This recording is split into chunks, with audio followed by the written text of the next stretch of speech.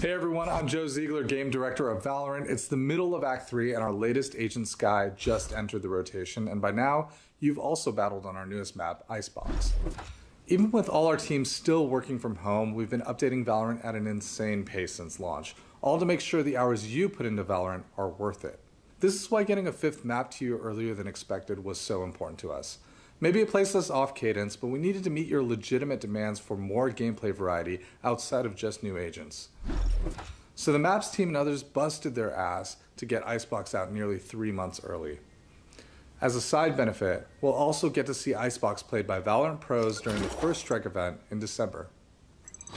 We've also heard and read your questions about our long-term plans for maps.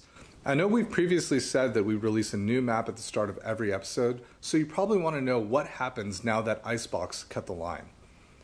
I'm going to spend the next few minutes to answer most of your recent map questions, like our long-term goals for VALORANT maps, thoughts on the trade-off between map utility and map design, as well as how we want to get you more maps as soon as we can.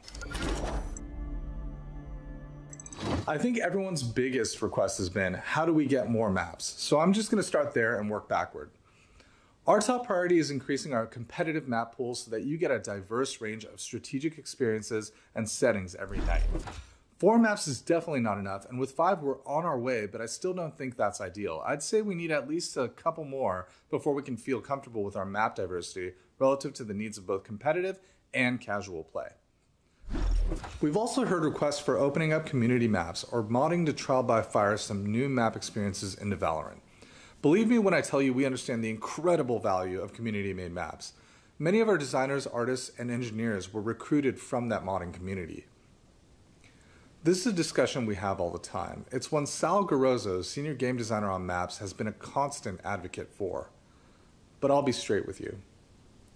Building a scalable community sharing platform and a set of map-making tools would take us years of development to get off the ground. Not to mention a different team and even more time spent supporting it in the long term. When we weighed that against other content we could make, with the team we already have, the choice was pretty clear to focus on content. We want each new map we introduce to be fully supported and integrated within the VALORANT ecosystem.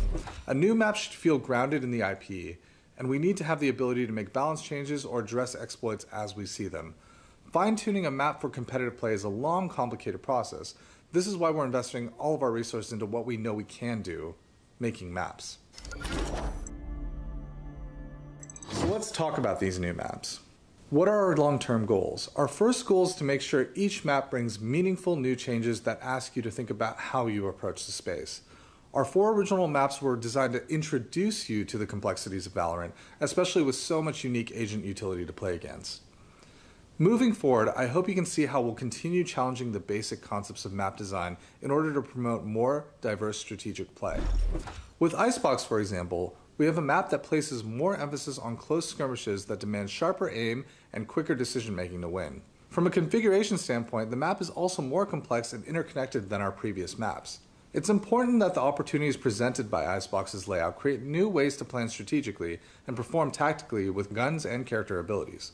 I'd love to talk more about our design philosophy for Icebox, but I don't want this to getting too long. If you do want to hear more about how we designed Icebox though, leave a comment and let me know. Ultimately, I just want to reiterate, with each map, we want to expand the skills you test both as an individual and a team. So that's it for me. Thanks for listening, and we really want you to know that we're committed to getting you a good pool of maps to make that competitive rotation feel right as soon as possible. In the meantime, keep us honest and don't stop with the feedback. Thanks, and we'll see you again soon.